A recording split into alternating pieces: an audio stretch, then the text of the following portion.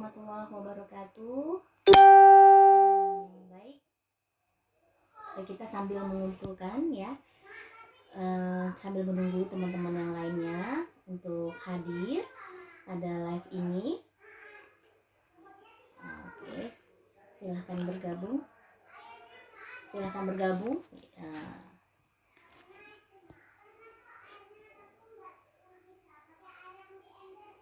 Oke, ya sambil menunggu kita ya.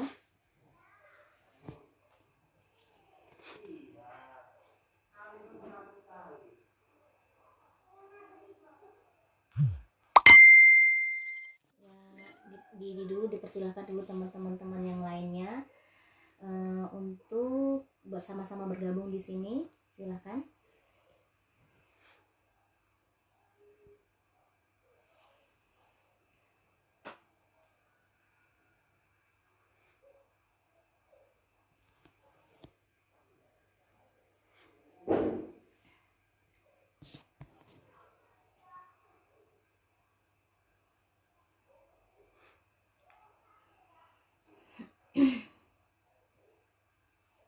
Baik, harusnya saya akan live di FB saya di Najmi Edu Kreatif, akan tapi karena ada suatu kendala, jadi saya akan live di Facebook saya sendiri. Nanti ke depan insya Allah kita akan lanjutkan di FB Kreatif ya, sambil menunggu yang lainnya kita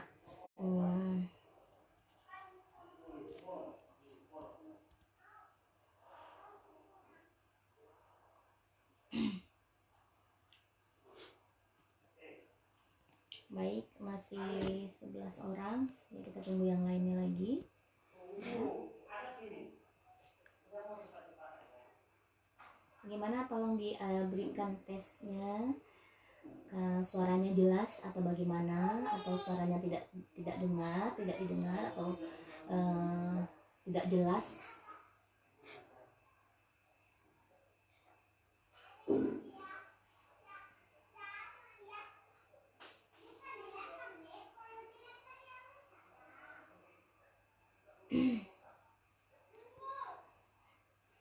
Ini masih 18 orang, jadi kita menunggu lagi yang lainnya.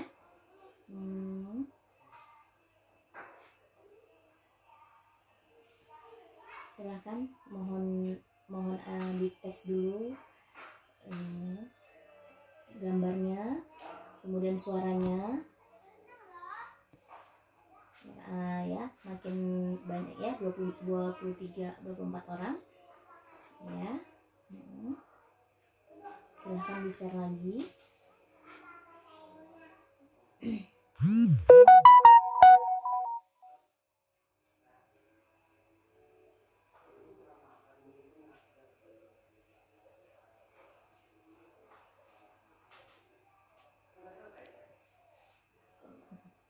Ya, terima kasih. Jelas Bu Dokter. Ada di situ ada setelah hadir Pak Dokter Riki. Ya, Pak, mohon izin ya Pak. Kemudian ya Nurul, Nia. Oke, udah jelas ya, alhamdulillah. Terima kasih.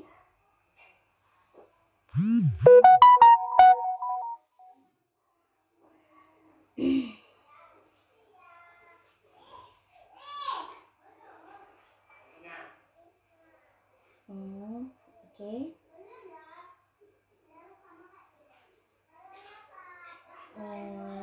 Baik, sambil menunggu yang lainnya karena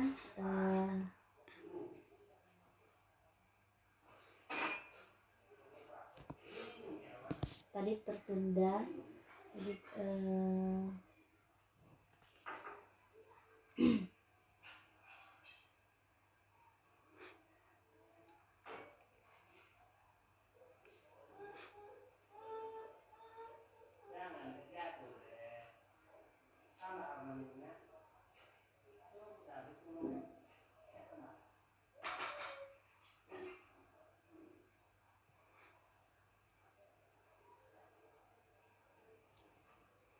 masih 35 orang. Ayo dibantu share-nya.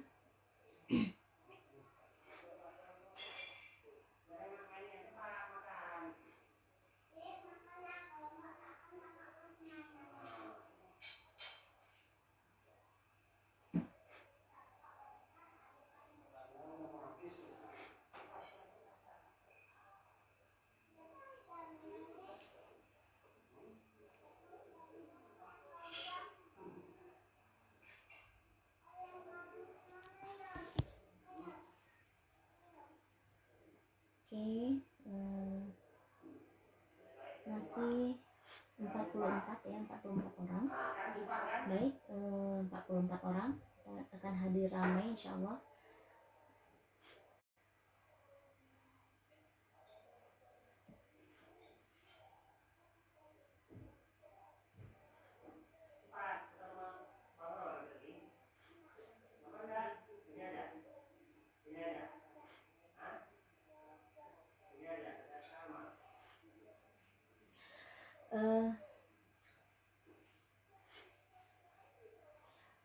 Untuk sementara, untuk sambil menunggu yang lainnya, baik, di sini kita akan berbicara tentang anak. Jadi kalau kita berbicara tentang anak ini tidak habis masalahnya, karena ada banyak permasalahan yang akan dibahas pada anak. Anak ini suatu anugerah yang terindah dari Allah. Jadi kalau misalnya kita diberikan anak, itu suatu amanah yang besar, yang mana anak ini nanti dapat mendoakan kita di akhirat kelak.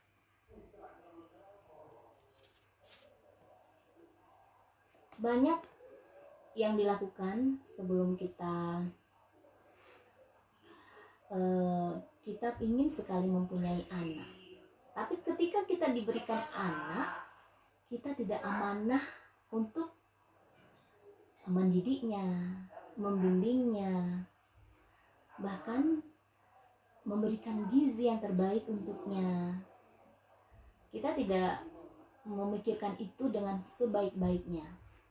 Seharusnya ketika Allah memberikan kita seorang anak, kita sudah memikirkan anak kita harus berkualitas, anak kita harus kita berikan yang terbaik, anak kita harus kita berikan ikhtiar yang terbaik. Tapi kebanyakan dari kita ketika ingin memiliki seorang anak, ikhtiarnya luar biasa, usaha yang sangat maksimal, sangat luar biasa. Tetapi ketika anak sudah kita dapatkan, tidak diberikan yang terbaik, nah apakah kita menjadi ibu yang amanah? Apakah kita bisa menjadi ayah yang amanah? Seperti itu. Baik, sudah 85 orang. Oke, masih menunggu sebentar.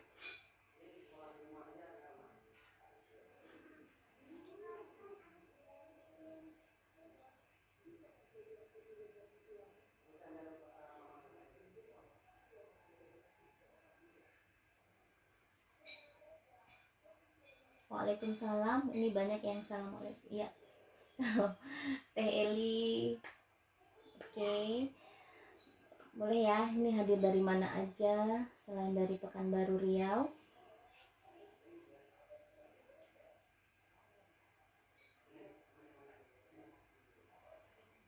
Oke, baik.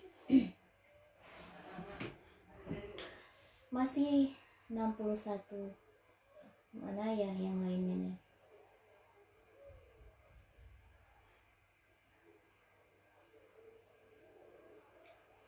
Oke, lanjut.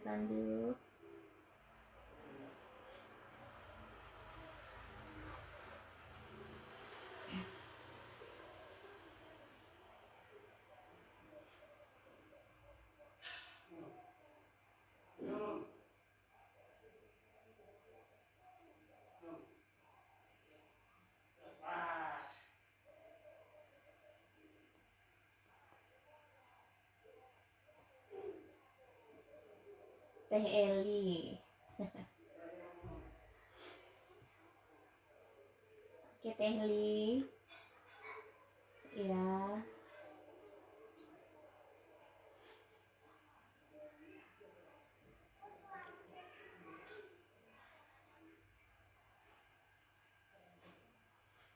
Oke, mana nih lagi nih yang lain, masih 77. Yo, silakan, kita hanya punya waktu beberapa menit saja untuk ini. Oke, baik. Kenapa saya ingin di permulaan ini kita mendengarkan dari awal? Karena kebanyakan dari kita mendengarkan sesuatu itu setengah-setengah. Jadi ketika kita mendengarkan sesuatu setengah-setengah, maka informasi itu akan terputus dan dia tidak akan nyambung. Maka di situ akan terjadi miscommunication. Nah, kita harapkan tidak seperti itu. Jadi kita harapkan untuk semuanya untuk dari awal mengikuti sampai akhir.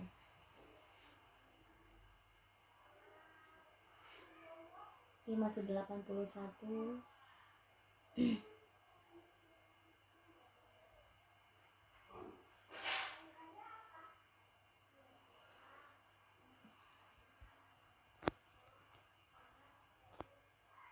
Saya ingin menyapa dulu mahasiswa saya yang telah hadir di live ini. Semoga Ananda dimanapun Ananda, tetaplah Ananda belajar. Karena tidak hanya dari pembelajaran di perkuliahan, tapi Ananda bisa manfaatkan waktu Ananda dimanapun Ananda belajar.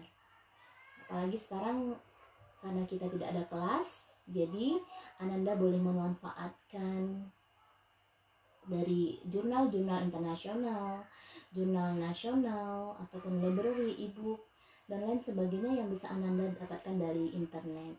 Jangan sampai kita melewatkan waktu ini dengan percuma, ya. Baik, sudah 85. Oke,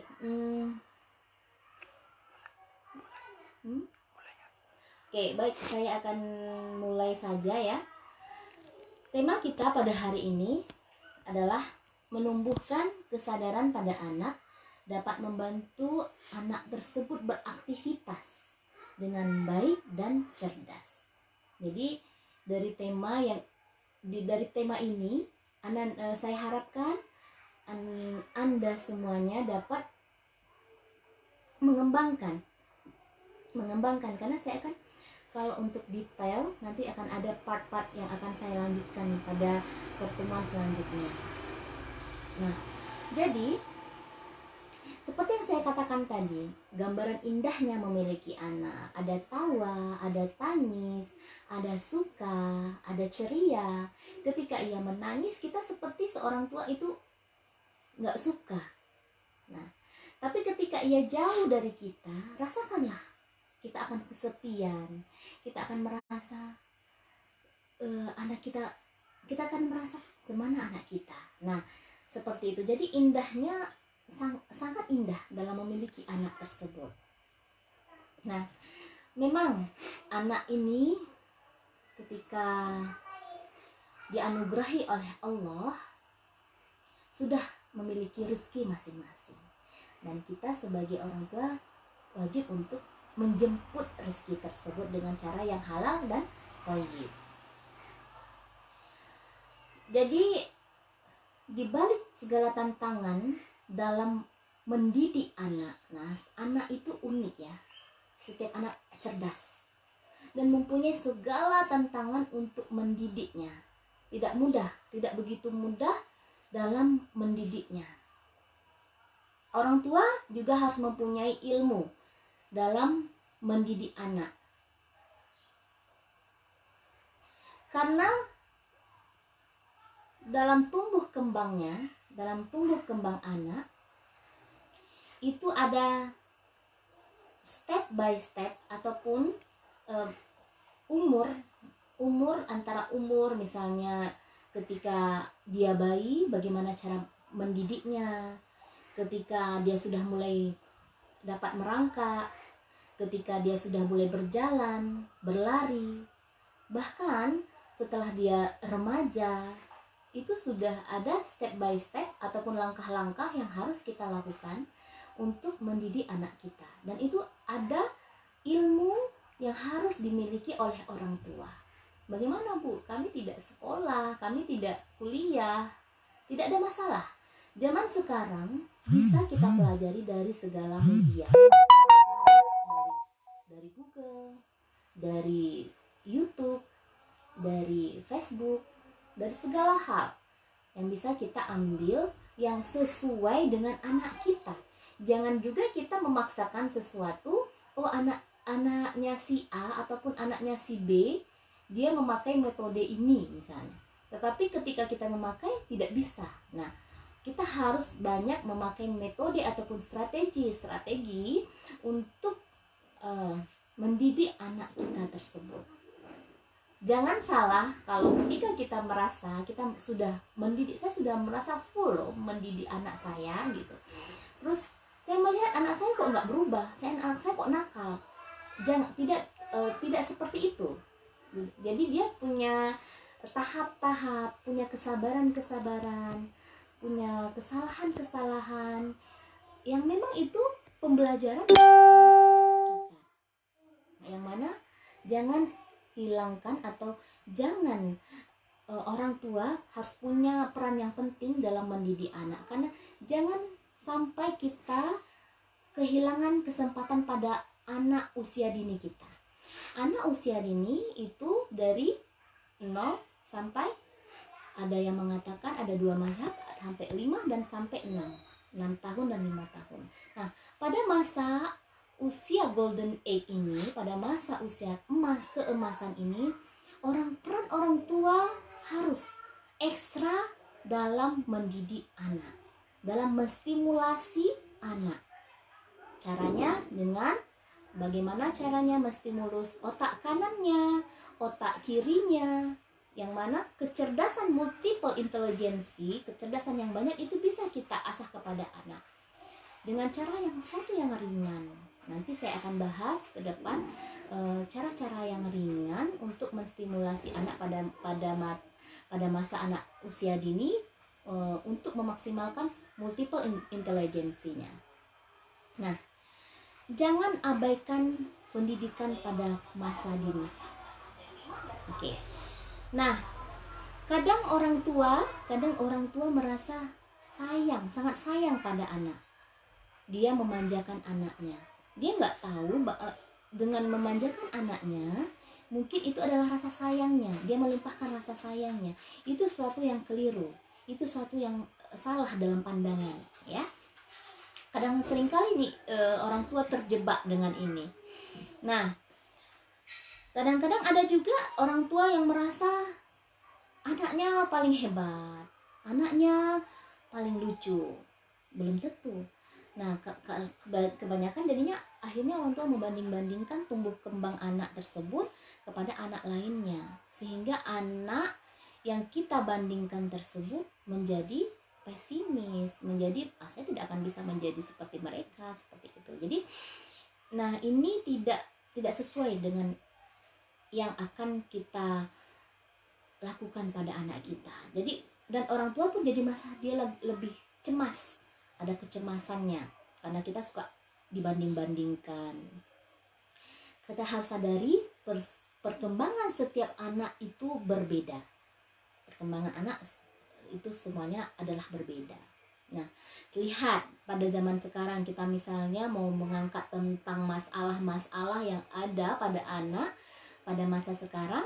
Yang pertama mungkin misalnya ada yang malas sekolah, suka bolos. Kemudian ada anak yang belajar dia hobi banget. Ada pula yang anak yang tidak suka belajar, sukanya main game. Kemudian ada anak yang malas sholat, ibadah mahdhah dan ibadah lainnya, apalagi ibadah sunnah ya. Kemudian ada anak yang tidak percaya diri. Kemudian ada anak yang tidak empati, kurang empati dia. Misalnya orang tuanya lagi pulang bekerja.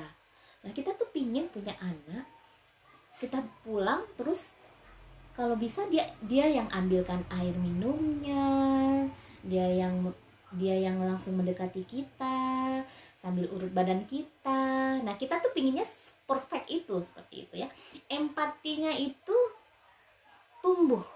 Nah, gitu. Terus anak kita disiplin, kemudian anak kita tidak peduli dengan kesuksesan kawannya, banyak terjadi. Jadi gini, ketika seorang anak dalam suatu kelas ini terdapat di dalamnya ada anak yang nilainya tinggi, ada anak yang nilainya rendah.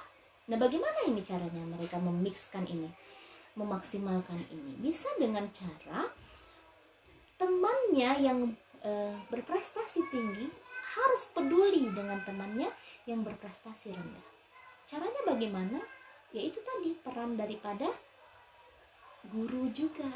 Nah, untuk mengajarkan kepedulian. Jadi peduli dia bahwasanya dia harus ajak temannya sama-sama sukses. Nah, itu yang harus kita tanamkan pada anak kita. Banyak lagi sebenarnya permasalahan yang timbul dalam pembelajaran. Oke. Nah, apa yang harus kita lakukan untuk mengatasi permasalahan yang timbul ini? Yang pertama, kita inginkan anak kita dia sadar bagaimana belajar, cara belajar. Ketika waktu belajar, dia mau belajar. Kemudian ketika waktunya dia dengar azan, dia langsung sholat. Dia tahu kapan waktunya dia setelah sholat, kemudian dia tahu dia mengaji, dia tahu dia harus bersihkan rumah atau membantu orang tuanya gitu ya. Nah, jadi kesadaran ini yang harus kita tanamkan pada anak kita. Jadi kalau anak sudah sadar, dia akan terbiasa. Walaupun dia akan berkumpul, dia melakukan suatu kegiatan lainnya, dia akan tahu, oh, pada saat ini saya harus sholat, pada saat ini saya harus seperti ini. Nah gitu. Jadi dia bisa untuk berpikir apa yang harus dilakukannya ketika dia sudah sadar. Seperti itu. Contoh, misalnya ada anak, dia memang ketika malam dia belajar, dia sadar, tapi yang sangat tersadarkan, misalnya dia tahu strateginya apa untuk dia bisa memahami apa yang dipelajarinya. Kemudian dia tahu bagaimana caranya saya memanajemen waktu dalam 2 jam, saya harus bisa memahami dalam 3 item pelajaran. Dia bisa memanajemen tersebut, waktu-waktu tersebut. Itu anak yang memang betul-betul sadar akan dirinya, akan dia perlunya belajar. Nah, seperti itu. Oke. Kenapa anak harus sadar? Kenapa harus ada kesadaran pada anak? Kalau anak sudah sadar dalam segala hal aspek, dalam pembelajaran, dalam ibadah, dalam aktivitas di keluarga, dalam aktivitas di sekolah, dalam aktivitas di lingkungan, dia bisa memanajemen dirinya. Kemudian dia bisa mudah untuk melaksanakan yang terbaik untuk kegiatannya. Misalnya dia tahu mana yang terbaik. Jadi mudah dia untuk, namanya adalah problem solving. Baik. Nah, bagaimana caranya kalau dia sudah bisa untuk problem solving? Itu suatu yang tingkat yang tinggi, sudah bisa menyelesaikan suatu masalahnya. Jadi anak dididik juga tidak hanya harus pandai berbicara. Anak dididik tidak hanya harus bisa bersikap dengan baik, tapi dia harus dididik bagaimana dia bisa menyelesaikan masalahnya. Dia kan tidak akan selalu bersama ibunya, dia tidak akan selalu bersama ayahnya, dia tidak akan selalu bersama guru-gurunya. Nah, ketika dia sendiri, dia bisa menyelesaikan masalah-masalah yang ada pada dirinya. Itu adalah anak yang memang betul-betul sadar. Kesadaran ini harus dipupuk dari rumah dan dari sekolah. Jadi tidak bisa hanya dari sekolah saja, tapi dari rumah dan juga harus berkaitan dengan sekolah.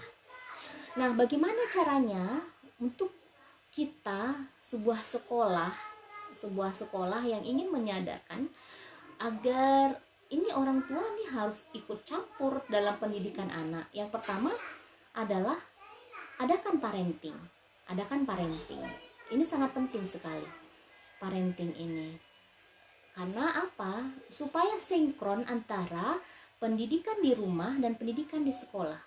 Walaupun maksimal misalnya gurunya mengajarkan di sekolah, mendidiknya di sekolah, tetapi kalau tidak ada sinkron pendidikan itu di rumah, itu juga bisa akibatnya anak tidak bisa berperan aktif maksimal dalam menyadarkan dirinya, dalam dia untuk berproses dapat memecahkan masalahnya tersebut. Kemudian berikan waktu pada anak. Misalnya berikan waktu pada anak dari orang tua. Misalnya gini, kalau kita ingin anak kita sadar, anak kita menyelesaikan masalahnya, dia tidak akan langsung plek gitu ya, langsung bisa kayak orang dewasa, seperti orang dewasa, menjadikan dia langsung bisa. Misal anak usia dini, ketika kita suruh mengambil air, ini hal kecil ya, kita suruh mengambil air dari ini, tolong ambilkan air, ibu mau minum. Nah, ketika anak ini mengambil air, terjatuh, terjatuh. Nah, kita nggak boleh langsung marah, itulah misalnya seperti itu, bukan. Tapi stop untuk memarahinya. Kita hanya bisa membuat dia bertanggung jawab atas apa yang dilakukannya, sehingga dia misalnya membersihkan dulu, kita suruh nggak masalah, oke, kamu sekarang bersihkan. Kemudian sudah dibersihkan, nggak apa-apa, kita ambil lagi air yang baru, hati-hati. Nah itu, jadi kita harus ada step by step untuk mengajarkan kesadaran itu, dia agar lebih ahli, lebih expert dalam problem solvingnya.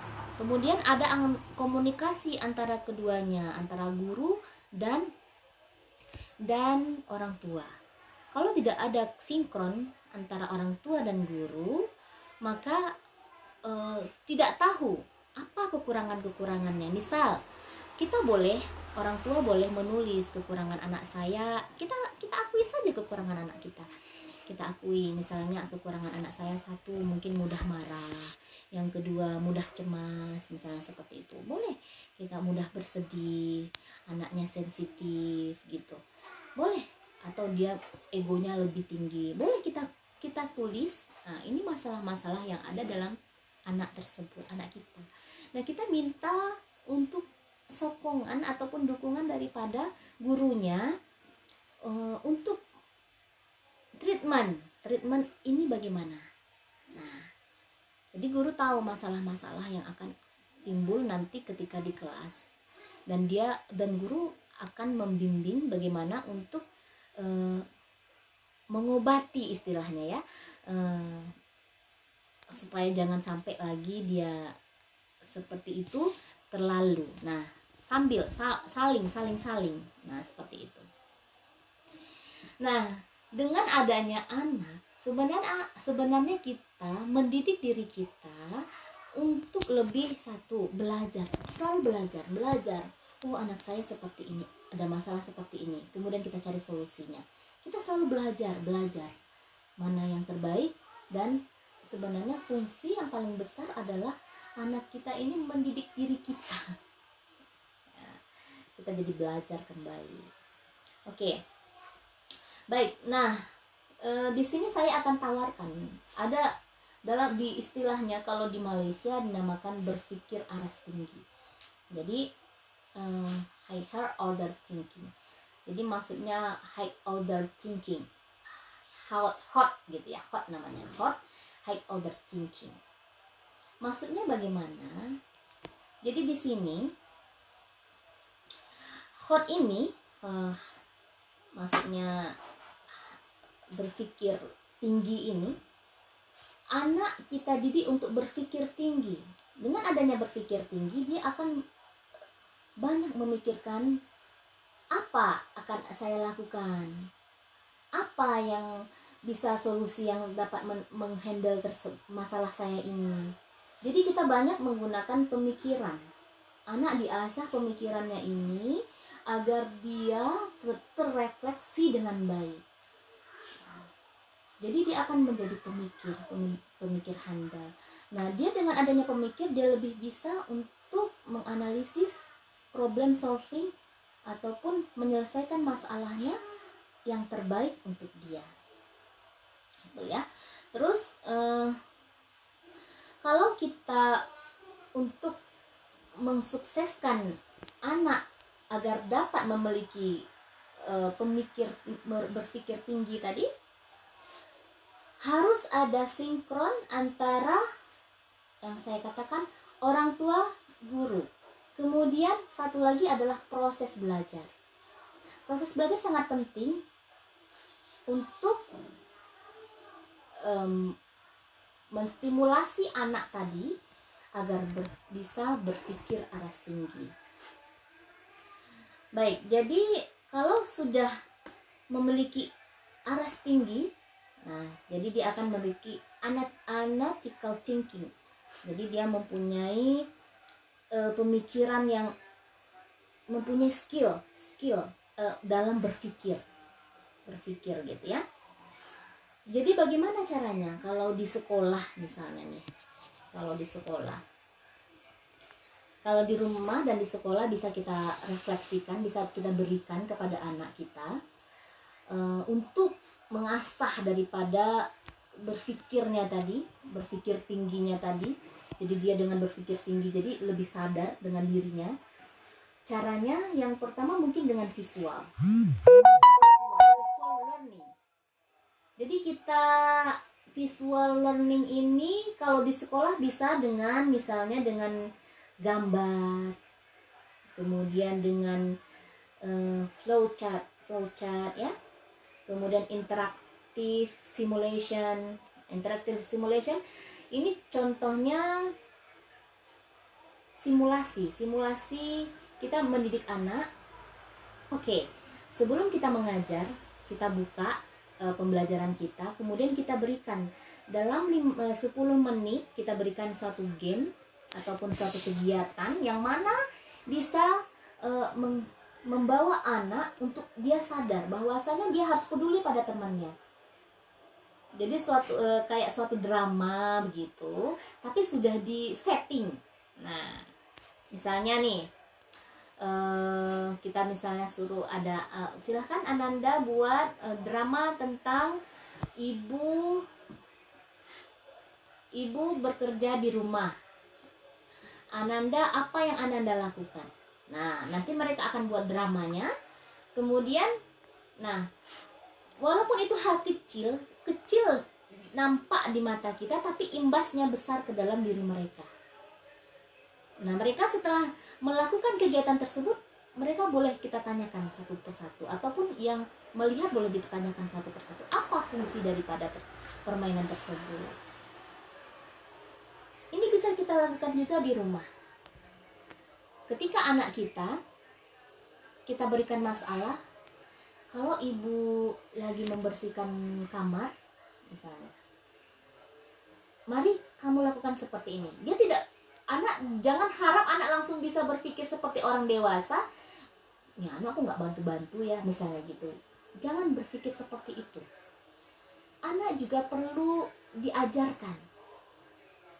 kalau kita bersihkan kamar, ayo sayang, kamu harus ikut. Apa yang kamu lakukan adalah, nah misalnya kamu bersihkan nih spraynya, kamu harus menyusun dengan baik bantal-bantalnya. Dalam 1 minggu kamu harus siapkan 1 ataupun 2 spray yang baru. Kamu harus semprotkan ruangan yang harum, semprot ruangan. Kamu ciptakan suasana yang nyaman di dalam kamar, karena kamar ini adalah suatu tempat istirahat.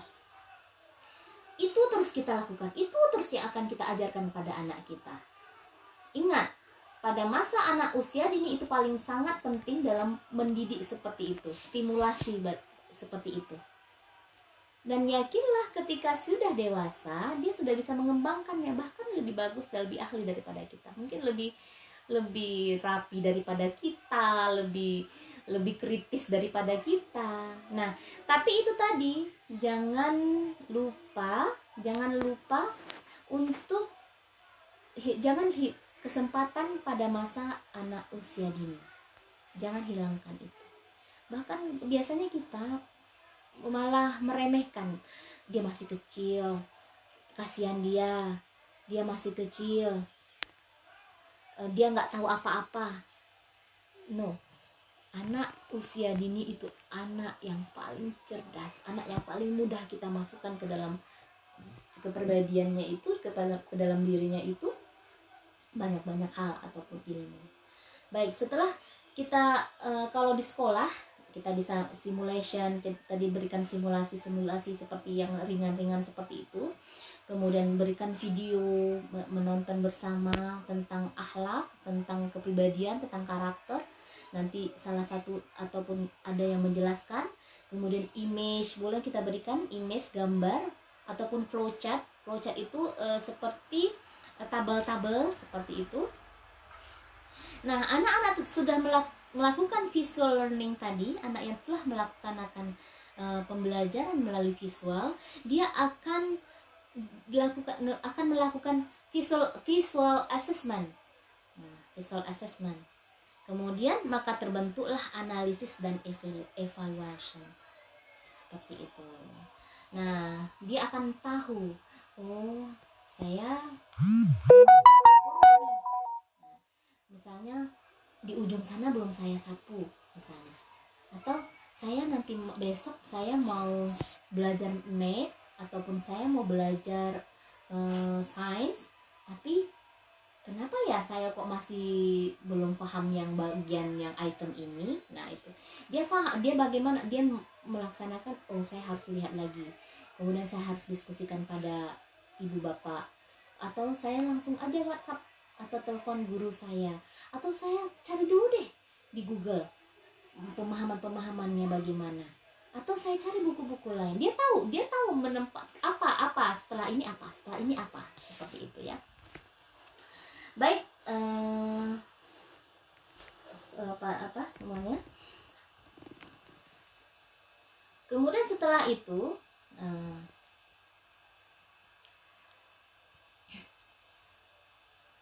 terbentuklah sosok yang memiliki creative thinking skill. Kalau anak tadi yang sudah memiliki itu, dia akan memiliki memiliki kreatif dalam berpikir, atau skillnya jadinya lebih kreatif.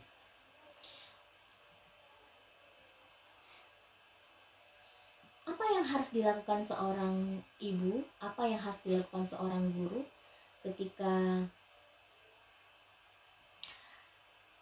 dia berperan aktif untuk menyadarkan dirinya? Kita berikan tadi problem yang pertama tadi adalah problem based learning. Kita berikan permasalahan, kemudian biarkan mereka mencari solusinya. Nah, itu juga bisa dilakukan ya di sekolah, di rumah. Kemudian bagaimana dia untuk melakukan ataupun menyelesaikan masalahnya, bagaimana mereka mengevaluasi. Nah, ulangi sampai mereka dapat memecahkan problemnya ini dengan baik.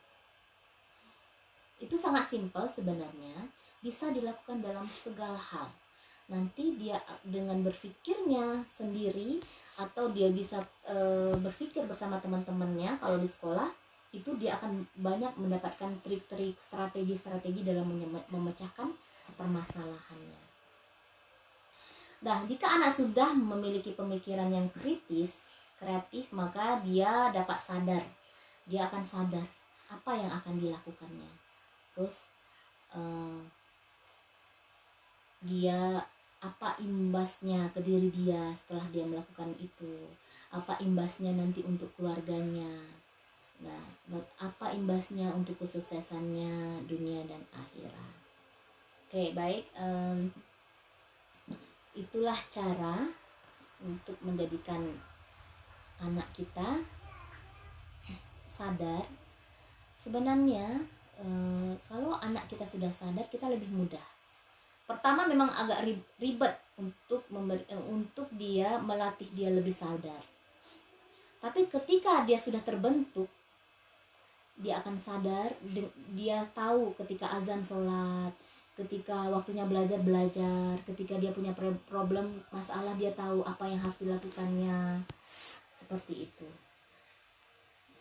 Dan saya sarankan sebagai orang tua ataupun sebagai guru, jangan pernah menyerah, karena memang stimulasi ini memang harus terus dilakukan dan tanpa mengenal waktu, seperti itu. Dan yang paling khusus adalah tadi yang saya katakan adalah pada masa anak usia dini. Baik, ini dulu dari saya. Kayaknya ada yang bertanya ya.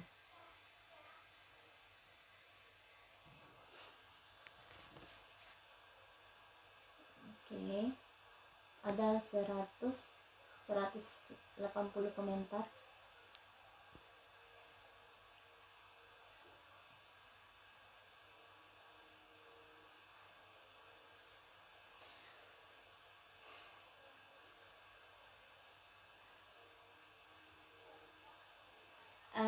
Baik, kalau ada pertanyaan silahkan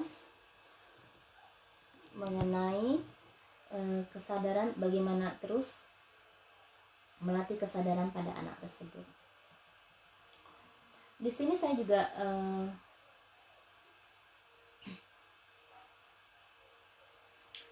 menyebutkan bahwasanya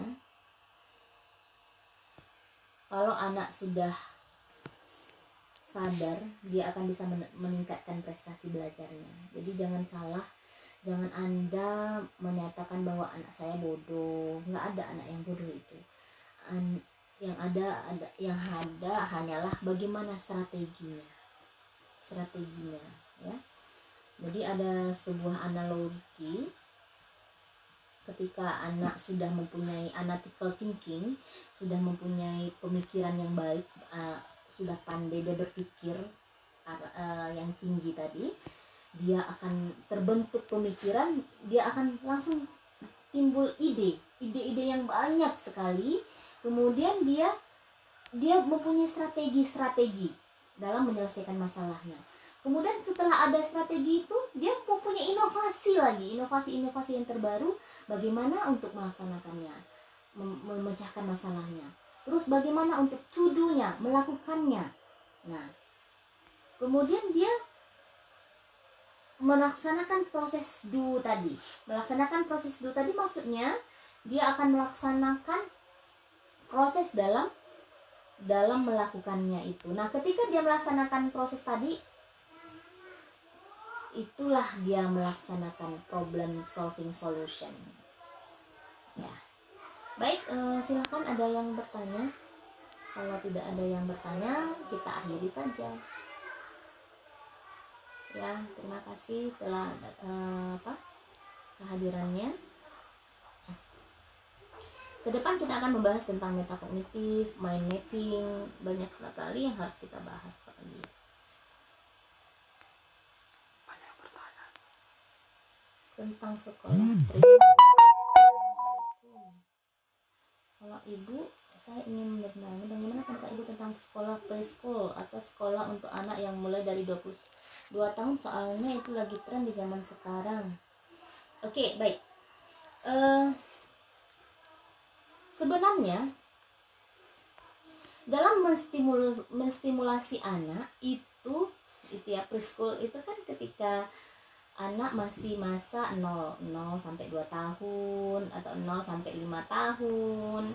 Nah, itu tadi kita anak yang masih dalam masa golden age namanya. Nah, pada masa golden age ini lebih mudah mengarahkan, itu sangat-sangat bagus. Kalau kita dulu waktu masih belum ada TK, belum ada preschool, orang tua-tua dulu anaknya di depan rumah main pasir ya, main pasir dibiarkan. Kalau sekarang main pasir jangan, nanti kotor misalnya gitu ya. Padahal dia dalam proses menstimulasi diri dia, menstimulasi otaknya. Ketika dia buat istana, ketika dia buat orang-orangan, mana yang bagus, oh ini nggak bagus, oh ya kita ulang lagi. Nah, itu sebenarnya proses high thinking tadi, proses untuk problem solvingnya, untuk berpikir tingginya. Nah, jadi kalau sekarang sudah enak, sudah bersih tempatnya, misalnya masuk preschool. Nah, sudah ada kurikulumnya, maksudnya sudah ada step by stepnya, apa yang akan dilakukan anak. Bahkan kalau bisa dari ketika ibu hamil, dia sudah menstimulus anaknya di dalam kandungannya. Misal mengajaknya bercerita atau mengajaknya berkomunikasi ketika dia misalnya nih ibunya seorang guru. Nanda, sekarang kita ngajar ya, misalnya seperti itu. Jadi kita ada interaksi antara anak yang masih dalam kandungan. Ternyata itu akan membuat empati anak tersebut menjadi lebih bagus. Nah, itu. Jadi stimulus itu yang harus kita asah. Memang menjadi ibu itu harus cerewet, maksudnya cerewet tadi ya itu tadi, jangan menyalahkan anak terlalu over gitu ya, ataupun kita harus cara penyampaiannya yang harus kita lakukan, dan jangan membuat dia malah down, misalnya kamu tuh bodoh. Nah, padahal dengan kata-kata kita seperti itu akan terbentuk kepada diri anak suatu yang negatif dalam kepalanya, oh saya ini bodoh gitu. Dan dia nanti akan kemanapun dia akan berada, dia selalu mengatakan saya ini bodoh.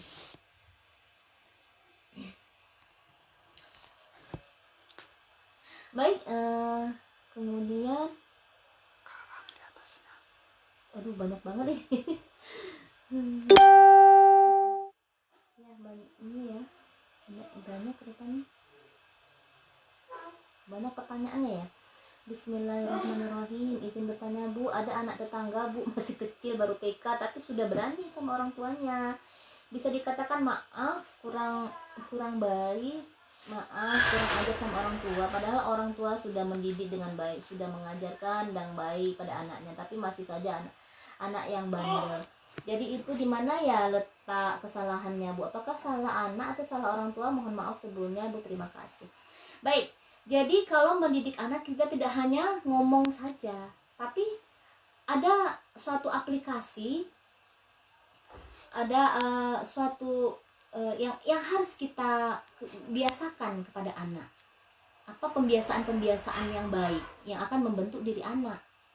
Tapi kalau misalnya hanya kita ngomong tanpa ada, misalnya ketika dia salah langsung misalnya diberikan ini loh salah gitu, diberikan masukan, kemudian diberikan solusi.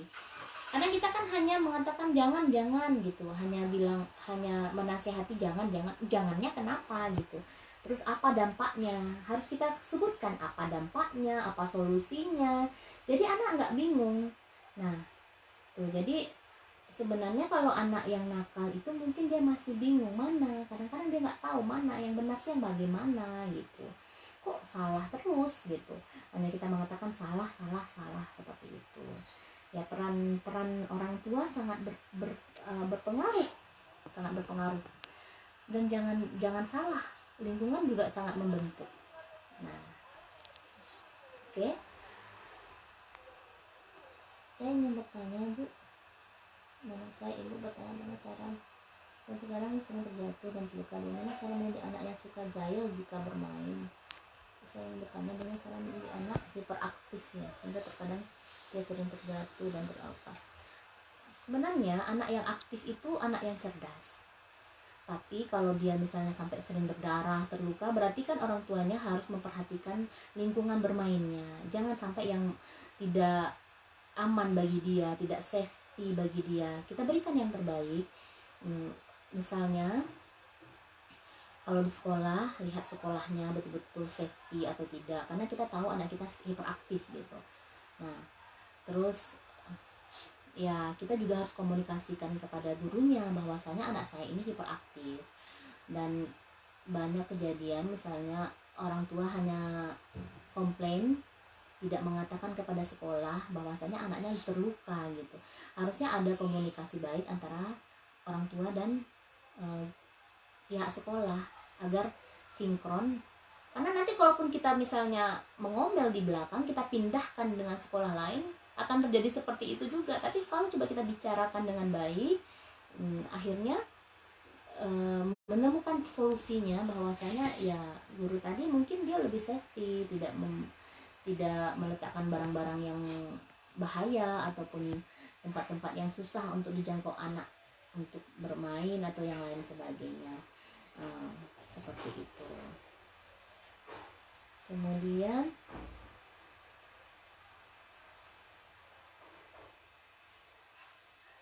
Golden Egg sebenarnya kita selalu memberikan tahu kesalahan dengan baik, bahkan ada tidak mau disalahkan. Jika biarkan hingga besar itu berbahaya. Lalu bagaimana menyadarkan anak usia Golden Egg agar menyadari tiap kesalahan dan tidak mengulanginya lagi, agar anak Golden Egg ini sangat pandai menjawab, cerdik juga Bu. Ya, pada masa Golden Egg memang anak itu di situ menstimulasinya. Jadi anak disuruh sabar. Pada masa itulah stimulus yang paling bagus pada anak. Jangan katakan anak kita nakal. Kalau anak yang aktif, anak yang nakal, karena dia banyak strategi, karena dia pintar sebenarnya, anak yang cerdas, anak yang, tapi dia perlu pengarahan yang baik. Itu saja. Jadi maka saya katakan peran orang tua dan guru paling sangat berperan untuk meningkatkan kesadaran pada anak tersebut. Memang harus banyak sabar. Oke, ini karena waktunya sudah jam segini. Insya Allah kita akan buat lagi diskusi seperti ini. Kalau ada pertanyaan silahkan aja, boleh ke WhatsApp saya atau langsung ke fanpage saya juga. Nanti saya akan jawab di fanpage di Najmi Edu Kreatif, karena waktu kita terbatas. Dan terima kasih telah bergabung di live ini.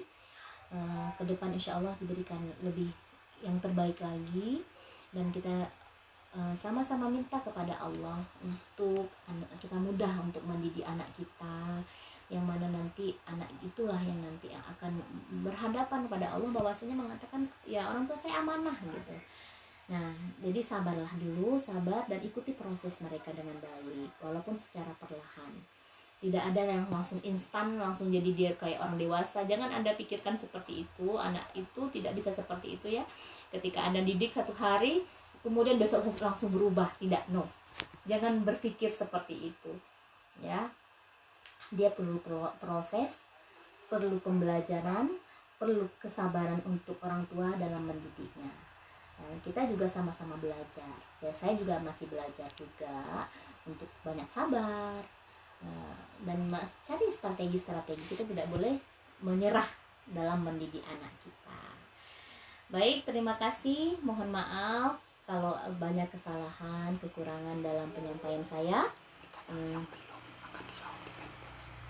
Dan saya harap nanti kalau ada apa-apa silahkan aktif saja ngobrol di fanpage saya fanpage saya di Najmi Edu Kreatif.